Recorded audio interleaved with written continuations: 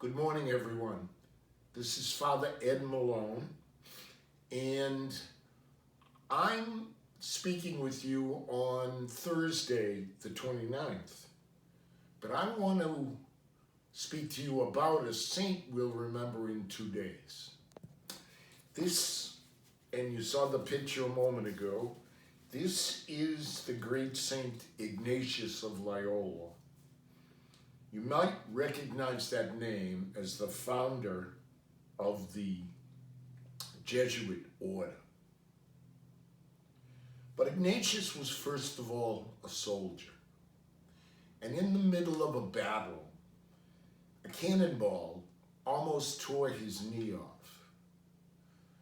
And with the state of medicine and surgery at the time, they actually repaired his knee and the rest of his leg. However, you can imagine the horror and the pain of all of that. He spent about 1.5 years in bed recuperating, and then began physical therapy. During that time, he was bored beyond belief. And the only thing he could find to read was a book on the lives of the saints. So at first he just tossed it on the other side of the room. Later, he began to read it. 3/4 of the way through the book, he made a startling discovery. And the discovery was that when he listened to the great lives of the saints and tried to imitate them, that he was, in his own words, happy, but not just for a couple of moments. He realized that in his former life, he was very happy, but it didn't last. And so Ignatius started to chronicle his own movement to imitate the saints. So the picture you saw has 2 tiers. Ignatius spent a lot of time repenting for his former way of life.